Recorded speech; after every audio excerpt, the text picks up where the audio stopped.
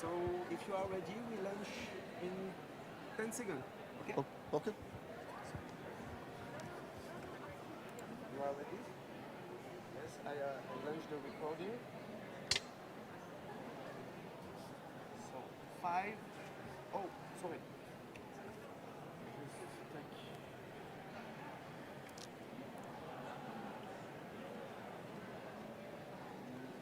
Okay. 5, 4, 3, 2, 1. Welcome to this very last session of the Business and Nature Hub, the IUCN Conservation Congress.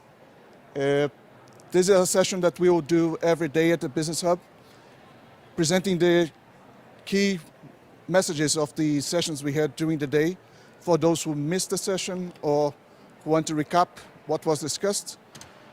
The idea is not that I will be talking alone. I will be also asking the help from my colleagues that were leading some of the sessions.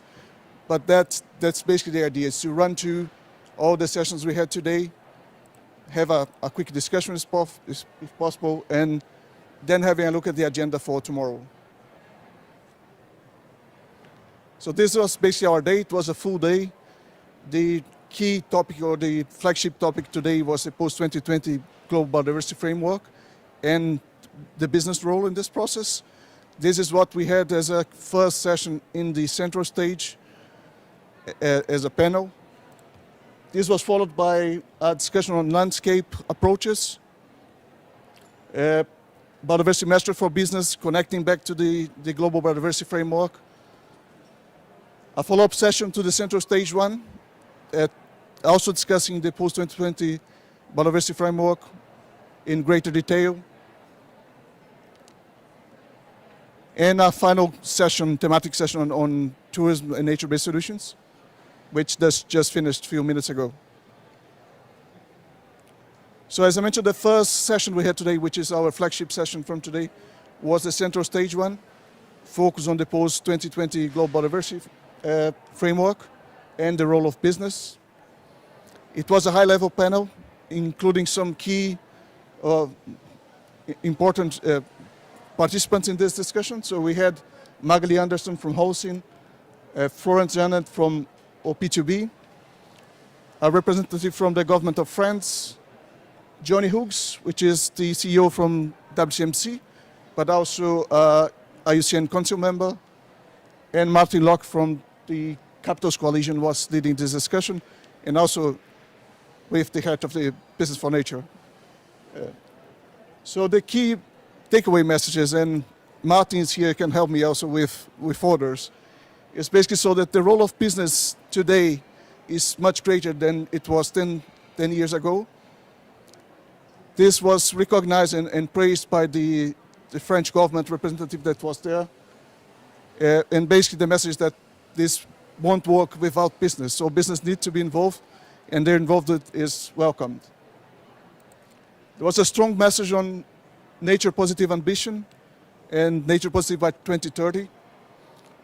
Embedding the value of nature into decision making, especially incorporating nature into the day-to-day working of the company, and implementation. So the message that setting targets or commitments is easy, but when it comes to implementation is when the problems and the challenges start to appear. So a focus on implementation is also important.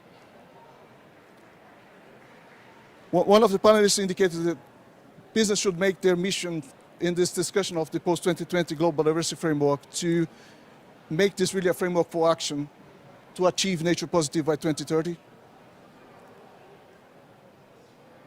And transformative change, which is needed, is about future-proofing your business. So this is how business will look in the future. So if they don't incorporate this now, they will lag behind. And to do that, business needs practical ways to do it. And one way, this would include standardized methods and standardized metrics so that things are comparable and that progress can be tracked. And this might be a contentious one, is that nature positive by 2030 needs to include also past impacts from the company. So it's not about being nature positive from here now on, but it's about considering your past impacts as well. Hosting, as I said, the cement company was there. They reaffirmed their commitment with the Business for Nature coalition and highlighted the new nature positive strategy to reach nature positive by 2030. Would you like to compliment, Martin? Maybe. Okay. I see John is here as well. So we had next, now not in the central stage anymore, in the hub, discussion on multi-stakeholder collaboration for effectiveness approaches to landscape management. This involved a discussion with 3 companies, Nespresso, Apio, and Caring. Each of them presenting one case of landscape management that they were involved. Some takeaway messages from this discussion. The approach needs to be collaborative, to manage the actions in complex landscapes. And this means 2 things. One is considering the on-the-ground needs, so engaging communities, but also considering the involvement of technical experts and collaborate with NGOs and other technical institutions.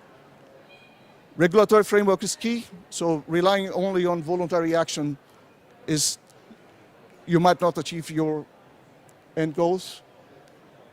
Innovative models for finance, another point that was highlighted. And realizing also for some of the companies that this is not anymore about business risks or reputational risks as it was in the past. It's about dependency on nature and becoming nature positive. And more than one company also highlighted the fact that your intervention needs to look at the landscape from a landscape lens, involve other stakeholders. Even if you're dealing with coffee, cattle ranchers are important stakeholders in that landscape. They need to be involved. Same with mining companies that are in the same landscape. To achieve your results, others need to be involved. Anything to compliment people? No? Okay. After lunch, we had a session on biodiversity measures for nature and how they relate to the post-2020 Global Biodiversity Framework. My colleague from WCMC Europe presented the challenges and the barriers that businesses currently face to implement metrics to measure their performance in regard to biodiversity. A report on the topic was published by UNEP-WCMC last year, which also informed then the discussions as part of the post-2020 Global Biodiversity Framework discussions. And one project that we are currently involved together with the Capital Coalition and others was highlighted, the Align project, which is aiming at greater standardization, which is also needed. So we currently have several initiatives dealing with biodiversity metrics and biodiversity ways for business to measure biodiversity performance. Greater standardization is needed. That's one of the things that we've been working on. This was followed by a panel discussion involving the business sector, involving financial sector, and also government, where again, interesting discussion, the need for regulatory approaches and mandatory disclosure was one of the topics discussed, as was the need for metrics that are standardized and that business can use. A parallel was made with the climate agenda and how things went on with the climate agenda, with TCFD and other initiatives that in the end led business to incorporate this as their day-to-day practice. And the same needs to happen with biodiversity. Something to complement, Martin? Okay. Okay. So, follow-up session to the central stage one happened then in the hub in the afternoon on the business input in the post-2020 Global Biodiversity Framework. This was a panel with 6 panelists from different perspectives, so people from government, from organizations, from companies, and the discussion again fall very much in the same direction as we had before, of business needing to play a role, that this is possible for business to engage, so business should see it as an opportunity rather than a challenge.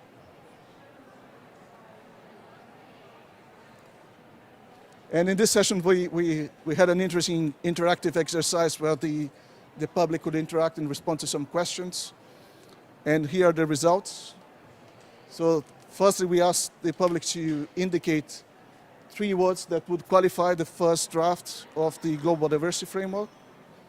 And those are the responses. So some are good, some are bad, so some are, it's an interesting perspective. So some people say it is complex or vague, others indicating it is ambitious, others saying that there is a lack of focus on business, which is something we've heard from the business sector so far, so that it's an ongoing discussion still in terms of how the key target that incorporates business targets will be, in the end, figure in the framework. Next question reflects the discussion we had before, that business are more engaged this time. So we asked business, have you witnessed growing interest in understanding in the business community around biodiversity?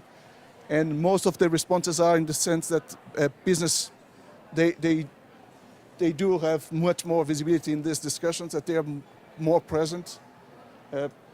Just one person saying that business are not there yet.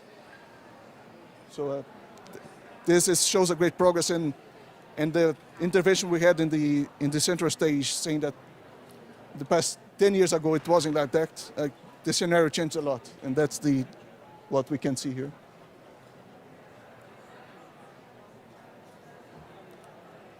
The last session for today was focused on nature-based solutions, opportunities for the tourism sector, where examples were presented on the use of the IUCN Global Nature-Based Solution Standards to promote tourism and tourism focus, or that doesn't affect nature-based, and that has a greater environmental impact.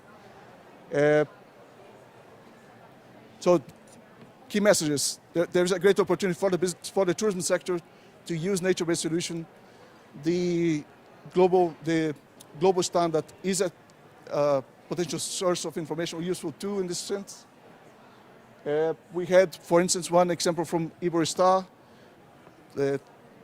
which is a hotel chain working on coral reef restoration.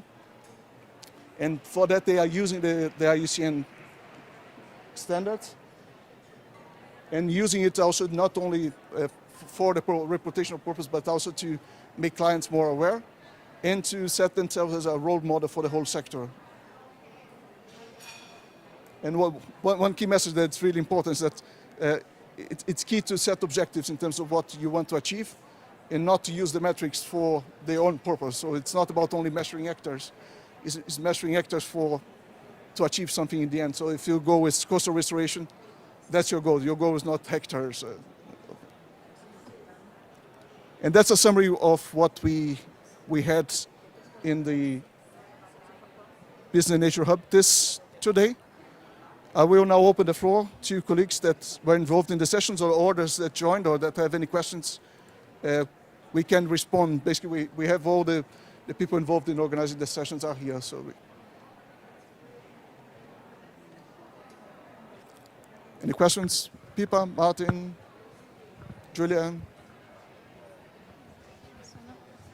Thanks very much. That's a brilliant summary. I just wanted to just thank the engagement from business, really, because, if I cast back on a number of years, as day one on the Business and Nature Hub, we have a far greater diversity of sectors, far greater number of companies, in spite of the problems of getting here with COVID. There has been an extraordinary number of people engaged, and actually the quality of the contributions have been fantastic.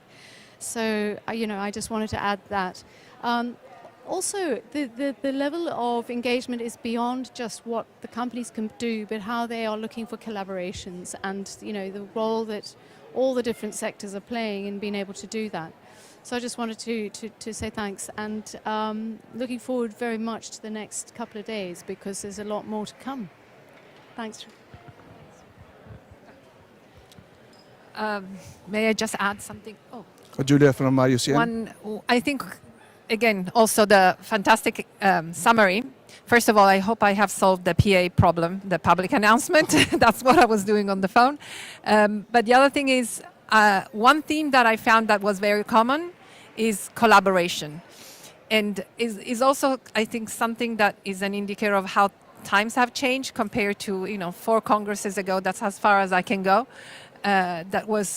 Everything was about the defending and defensive, and now is so much more about how do we collaborate, projects that are showcased with business and conservation community and academia.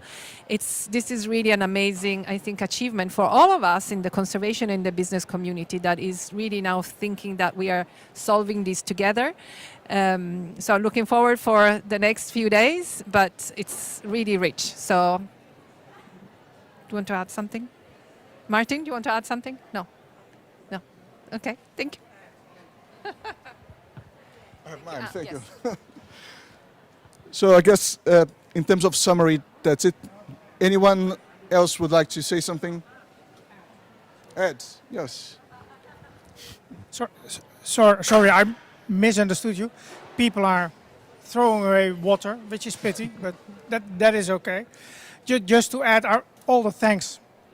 I think they need to be there. It's great to have so many representatives from business and from other organizations having these discussions with us. Some of the discussions, of course, are not new. Let's also be real about it. I could repeat a lot of what I've learned from the sessions that I was taking part of or was watching at. But I don't want to do that. There were a couple of new things to me. So new was to me the kind of almost a call from business to be regulated in the direction of disclosure, which was stronger than I heard it before.